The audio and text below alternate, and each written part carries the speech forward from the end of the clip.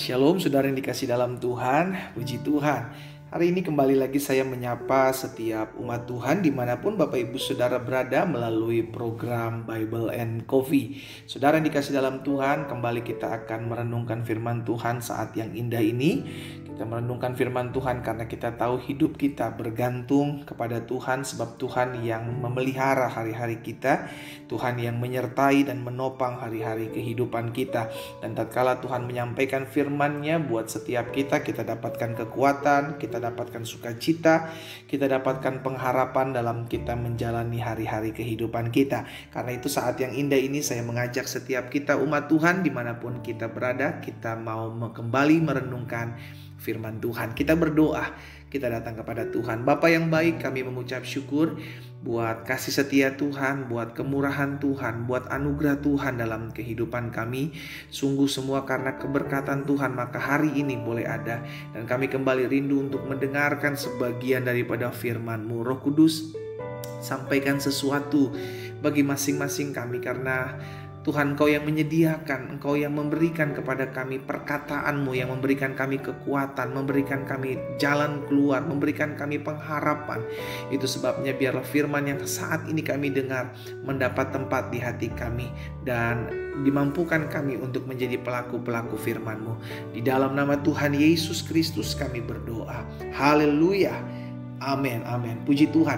Nah, saudara dikasih dalam Tuhan, di dalam Mazmur pasalnya yang ke-62, Mazmur pasal 62 ayatnya yang kelima, pemazmur pernah mengatakan seperti ini, saudara. Mereka hanya bermaksud menghempaskan dia dari kedudukannya yang tinggi.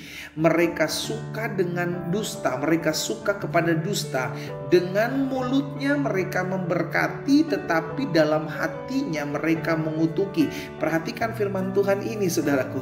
Dengan mulutnya mereka memberkati, tetapi dalam hatinya mereka mengutuki. Saudara, orang-orang yang mulutnya berbeda dengan apa yang ada dalam hatinya adalah orang-orang yang munafik, orang-orang yang tidak sesuai dengan apa yang dia katakan. Saudara yang dikasih dalam Tuhan, dan kalau kita mau jujur, seringkali kita pun terkadang seperti ini. Kenapa saya bilang seperti ini? Kita bilang, saya mengasihi A, saya mengasihi si B, saya mengasihi si C. Tapi dalam hati kita, apakah benar kita benar-benar mengasihinya? Seringkali saudara yang dikasih dalam Tuhan, kita lihat di gereja gitu kan, kita lihat kalau ada di dalam komunitas kita, jangan sampai kita jadi orang-orang munafik yang di depan orangnya kita ngomong shalom, di depan orangnya kita ngomong apa kabar, waduh Tuhan baik, tetapi di belakangnya kita ngomongin orang, di belakangnya hati kita penuh dengan dendam, di belakangnya hati kita penuh dengan kebencian. Hal ini ditegur oleh Tuhan, saudara dikasih dalam Tuhan. Ini yang Tuhan sampaikan kepada bangsa Israel, bahwa bangsa ini datang mendekat dengan mulutnya, tetapi hatinya jauh daripadaku. Mulutnya memuliakan aku, bibirnya datang kepada aku, tetapi hatinya menjauh daripadaku. Tuhan menegur bangsa Israel yang hanya lip service, yang hanya memuliakan Tuhan dengan perkataannya, tetapi hatinya jauh daripada Tuhan. Saya nggak bilang bahwa hati lebih penting daripada perkataan atau daripada mulut, saudara dikasih dalam Tuhan. Tetapi kita mesti sadari bahwa hati dan mulut harus berjalan sama-sama. Karena dari apa yang ada dalam hati itu akan terpancar keluar. Itu sebabnya kita harus menyadari bagaimana kita menyikapi hati kita dengan benar, hati kita dengan baik, sehingga apa yang terpancar keluar dari mulut kita adalah apa yang baik, apa yang membangun, apa yang manis buat orang lihat, saudara dikasih dalam Tuhan.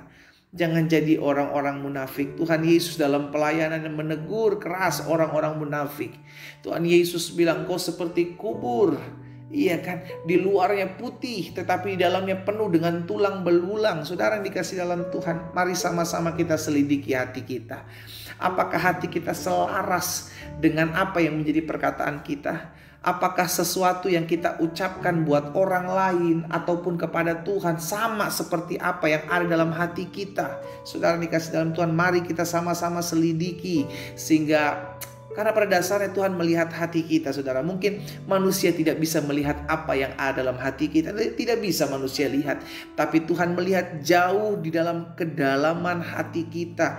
Tuhan lihat, saudara yang dikasih dalam Tuhan. Ya, kita lihat sama-sama kembali dalam Yeremia pasal 12 ayatnya yang kedua. Yeremia pasal 12 ayat yang kedua. Engkau membuat mereka tumbuh dan mereka pun juga berakar. Mereka tumbuh subur dan menghasilkan buah juga. Memang selalu engkau di mulut mereka, tetapi jauh dari hati mereka. Tuhan juga menegur bangsa Israel. Padahal Tuhan sudah memelihara bangsa Israel. Tetapi apa yang Tuhan bilang kepada Yeremia, Tuhan bilang bahwa mereka, Yeremia bilang sama Tuhan bahwa mereka selalu ada di mulut mereka selalu ada menyebutkan nama Tuhan, tetapi jauh di hati mereka. Saudara dikasih dalam Tuhan, biarlah hari ini kita belajar dan kita diingatkan firman Tuhan. Mari sinkronkan gitu kan, apa yang ada dalam hati kita, sinkronkan dengan apa yang ada di mulut kita. Jangan menjadi orang-orang yang mengeluarkan ucapan yang berbeda daripada apa yang ada di hati kita. Saudara dikasih dalam Tuhan, Tuhan menegur keras orang-orang munafik, orang-orang yang tidak melakukan apa yang sebenarnya ada di dalam hati mereka. Saudara dikasih dalam Tuhan, hari ini kita diingatkan satu kebenaran firman Tuhan. Biarlah kita jaga hati kita selalu agar selaras dengan apa yang menjadi perkataan kita. Kalau kita ucapkan sesuatu, maka itulah benar-benar berasal dari hati kita. Kalau ada orang bisa mengucapkan sesuatu yang tidak sama dengan apa yang ada di hatinya, itu saya sebut sebagai orang munafik. Engkau mungkin hebat dan pandai bersandiwara, tetapi di hadapan Tuhan semua terbuka, di hadapan Tuhan semua terlihat. Jadilah orang-orang yang menyadari bahwa apa yang keluar dari mulut kita itu harus selaras dengan apa yang ada di dalam hati kita. Kuncinya satu, jaga hati kita dengan segala kewaspadaan. Latihlah perkataan-perkataan kita menjadi perkataan-perkataan yang membangun, perkataan-perkataan yang memberkati, perkataan-perkataan yang memuliakan nama Tuhan. Sehingga kita mulai menjadikan hati kita selaras dengan perkataan kita. Demikian pula sebaliknya, perkataan kita selaras dengan apa yang ada dalam hati setiap kita. Mari kita berdoa, kita datang kepada Tuhan. Bapa, dalam nama Tuhan Yesus, hari ini kami diingatkan, kami ditegur oleh firman Tuhan. Jangan jadikan kami ya Tuhan, bawa setiap kami untuk kami mengerti, untuk kami memahami, agar kami tidak menjadi orang-orang yang munafik, orang-orang yang perkataan yang berbeda dengan sikap hati kami. Karena Tuhan melihat jauh kedalaman isi hati kami. Hari ini ya Tuhan, kami berdoa kepadamu, biarlah Tuhan yang menyelidiki hati kami. Bawa hati kami agar senantiasa memuliakan nama Tuhan. Bawa hati kami agar senantiasa selaras dari apa yang kami ucapkan. Bapa, hamba berdoa di dalam nama Tuhan Yesus, menyerahkan setiap umatmu satu persatu ke dalam tangan Tuhan yang kuat. Biar Tuhan yang memperlengkapi setiap kami menjadi pribadi-pribadi yang semakin hari semakin hidup berkenan kepada Tuhan. Baik perkataan kami, baik hati kami, semua baik hidup kami mempermuliakan nama Tuhan. Hamba juga berdoa buat yang sakit, Allah jamah dan sembuhkan. Kami percaya firman-Mu disampaikan, disembuhkan setiap kami.